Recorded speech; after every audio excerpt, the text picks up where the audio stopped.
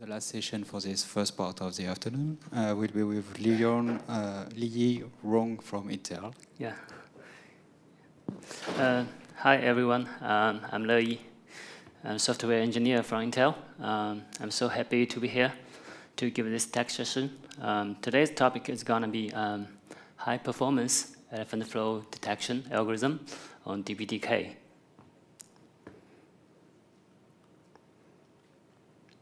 Okay, let's first go through today's agenda. First, I will give the elephant flow introduction, and then we'll talk a little about the motivation and the hotspots analysis. After that, let's discuss the implementation and optimization methods. And finally, I will give the benchmarking data. So, before we get started today's topic, I would like to ask a few questions to help to introduce it. So let's go through one by one. Okay, let's get into the first question. So what is an elephant flow? In networking, an elephant flow refers network transmission that involves a large amount of data being sent over a network for a prolonged period. So these flows are often continuous and can last for a prolonged period, and potentially leading to network congestion. And they are called elephant flows because they are much larger and longer lasting than any other more common smaller mass flows. Here I listed several key characteristics of the elephant flow. So first, elephant flows typically transfers a large volume of data from a gigabyte or terabyte. And next, elephant flows can sustain for a fairly long period of time, typically from seconds and to even hours in some cases. And next, elephant flows can utilize a substantial portion of the available network bandwidth due to its high throughput requirements. And then, typically, there might be only a handful of active elephant flows at a time versus potentially thousands of the active mass flows. However, these few elephant flows can dominate the bandwidth utilization. So elephant flows in networking usually associated with the data-intensive applications such as the video streaming, large file transfers, data backup services, and big data analytics, etc.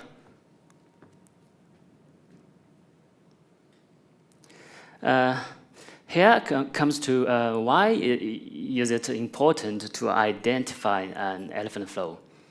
First, it can prevent congestion and bottlenecks. Elephant flows can overwhelm network paths and links by consuming a large portion of available network bandwidth. Identifying them allow traffic engineering policies to be implemented to avoid overloading parts of the network. Secondly, it can help fairly bandwidth utilization. Elephant flows can crowd out any other applications and traffics if left unchecked. So identifying them makes it possible to implement fair bandwidth sharing through quality of service and traffic shaping techniques. After that, it is useful for security monitoring. In some cases, elephant flows could indicate anomalous or malicious traffic patterns, such as the malware communications or data exfiltrations. And detecting them can allow further security investigation. The other one can be the capacity planning. analyzing the elephant flow characteristics and patterns over time provides useful inputs for the provisioning network capacities to meet the projected bandwidth demands. There is still some other reasons, but I won't go through them all here. Therefore, how to efficiently to identify the elephant flows is a pressing problem that needs to be solved. Here, let me try to answer how to identify an elephant flow. So take an example that millions of network traffic come into the system continuously. And if we want to have some network measurement tasks, how can we make it possible to cope with the massive flows by using limited resources and the capacities? To answer this question, the aim is no longer to capture or store every packet or flow, but rather to quickly process each packet to create some sort of a summary of the current state. So such a summary is called sketch. And the method will be called sketching. Coping with the vast scale of the information means making a number of compromises. The description of the world is approximate rather than exact. And it's a cost-effective way to give an approximate estimation of data streaming profile. Here I will give a brief introduction of the counting sketch, which is a well-known basic sketch. Also, it's the basic adoption of our elephant flow detection implementation. The counting sketch consists of the multiple hash functions and a two-dimensional table. Each storage space, each element in the two-dimensional table maintains a counter. And each hash function corresponds to each row in the table. When a network flow arrives, it needs to be processed by each hash function from H1 all the way to the HD. In the left here, I listed the pseudocode snippet of the two major operations of the counting sketch. For the insert operation, D times hash computation to get the index of the counter and then update the counter by +1 for each arriving packet. For the query operation, the same multiple hash computation processing to get the indices of each row and get the minimum value of the counter. The value is an approximate estimation of the key frequency. So that is called counting sketch. The motivation is quite clear and straightforward. That to say, to give a general elephant flow detection library on DPDK, which is both easy to use and high performance. Here I illustrate the three dominant hotspots when using the raw sketch-based elephant flow detection algorithm. And we've already discussed some part of them. First, when packet comes in, multiple times of hash computation is required to obtain the different digests to find the element in each row.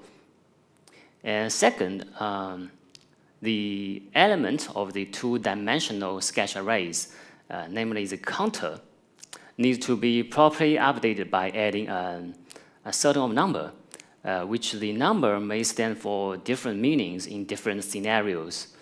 If the counter be to the measured packet number, just +1 to the counter. And if the counter stands for the accumulated packet size, the packet size of the current packet is added to the counter. So such counter update action will taken for each row of the sketch array. And finally, a global data structure is needed to maintain the detected elephant flows, namely the heavy flows here, based on the measurement sketch results. In this section, I'm going to talk about the high-performance elephant flow algorithm implementation and the optimization methods. Currently, there are two major scenarios for conducting elephant flow detection. One is packet-based telemetry, which refers to using the number of the packets as a statistical factor to evaluate elephant flows.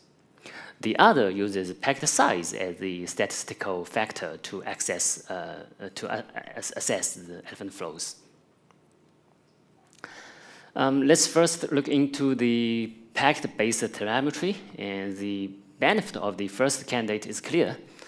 It reduces the multiple hash computation down to just once, and directly lowering the CPU overhead for hash computation. However, it also introduced two issues.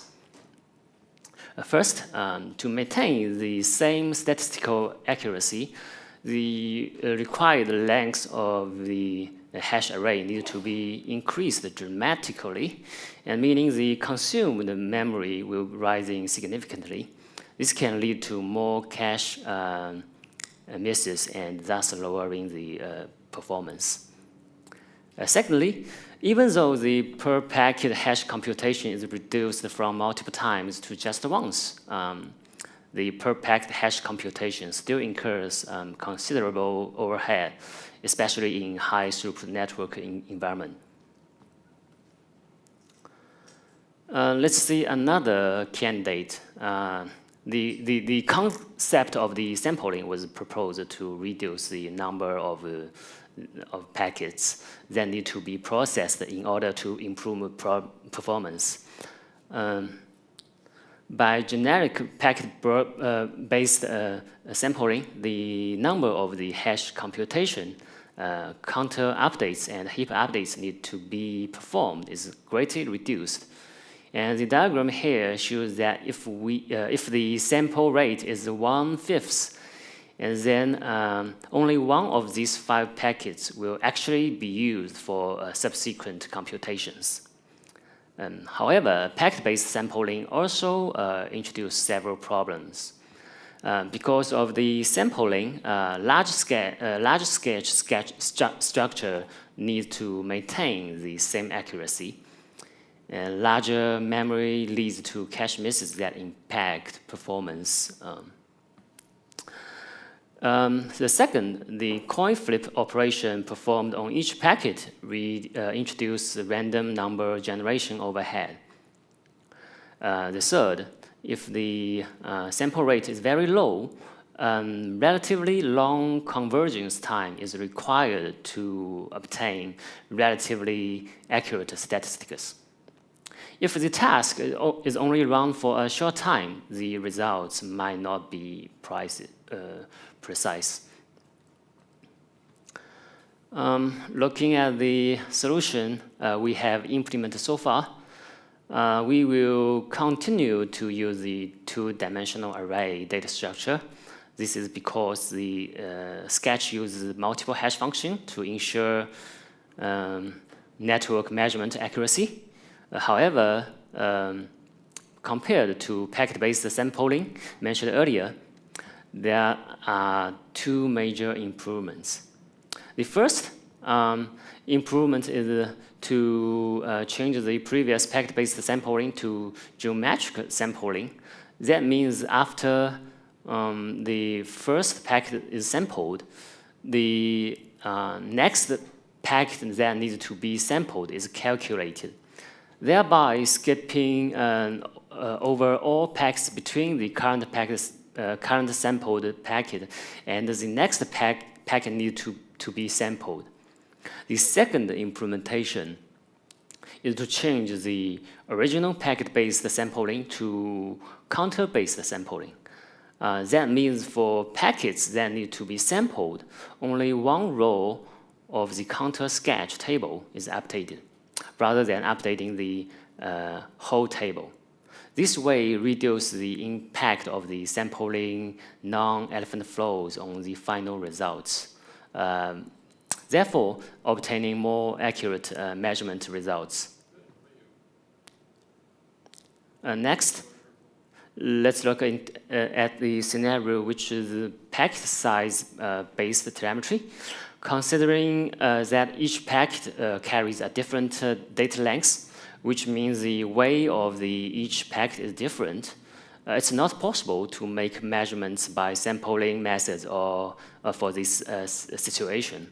Similarly, for each counter update after hash computation, instead of simply increment by 1, like previous packet-based sampling, the value of the packet size should be added. So for this situation, let's look at the corresponding optimization options. The first candidate will be using some long output size hash functions, such as the SHA-3 which can generate long hash values that can be used to substitute multiple shorter hash computations.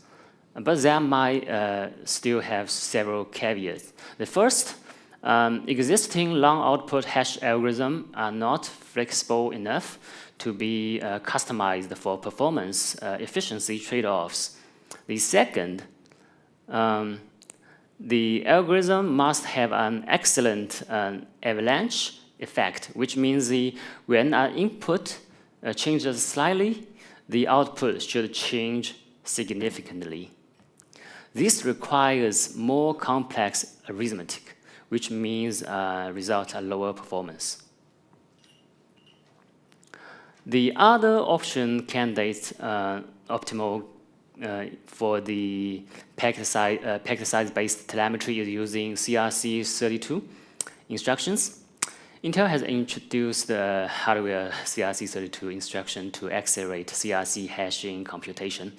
But the CRC32-based implementation lacks flexibility and parallelism compared to our final implementation. Here I illustrate our implementation for this scenario.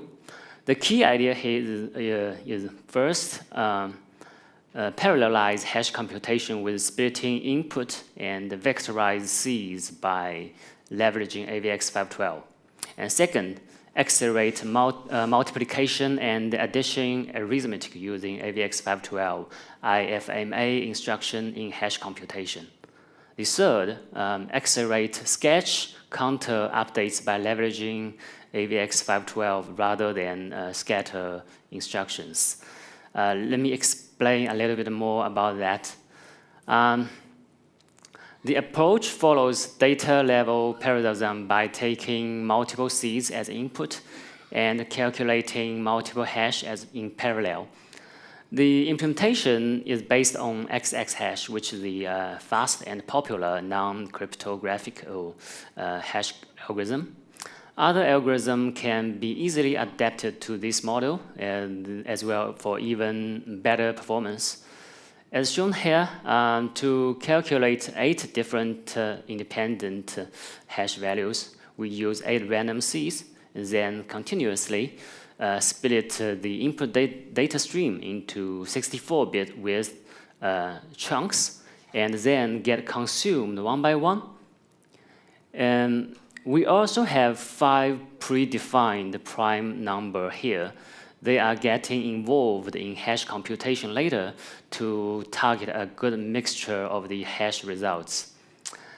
Each prime number is broadcast into the vector of 8 items. The 8 different seeds are also put into the 512-bit wide vector registers. The algorithm also broadcasts the truncated 64-bit wide input data into the 512-bit wide vector with the 8 copies, and then mix the 8 seed vector and then predefined 5 prime vector by using addition multiplication, rotation, shift, and exclusive or arithmetic operations in a vector fashion. I won't go into the detail of the step-by-step arithmetic. The only thing we need to know here is that we can obtain a good mixture hash digest vector, which includes 8 independent hash results. After the aforementioned parallelized hash computation, one further step is update the corresponding counter indexed by the hash results. Instead of the sequentially updating the sketch counter array one by one, by using Intel AVX512 gather and scatter instructions, the sketch counter array can be updated in parallel. The high-performance elephant flow detection algorithm is already implemented as a part of the DPDK membership library and is already got upstreamed on DPDK 2211. In this section, I will give the benchmarking data for the 2 major scenarios.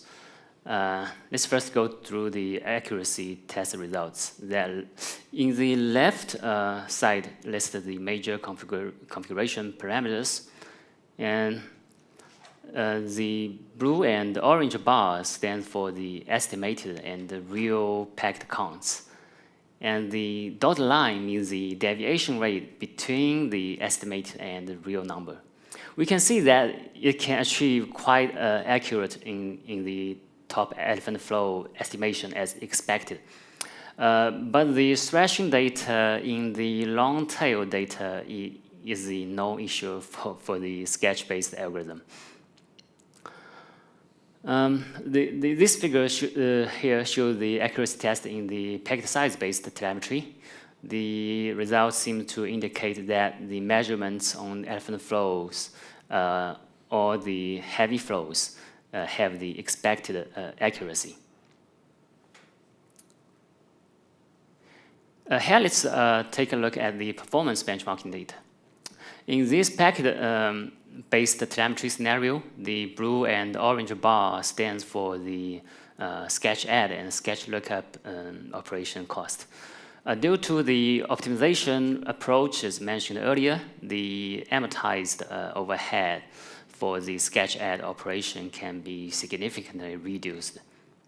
And we can also see the orange bar is more larger than the blue bar. This is because the overhead of each lookup operation cannot be amortized like that of the add operation. The slides show here is the relative performance boost from original approach to the optimized approach in packet size-based telemetry.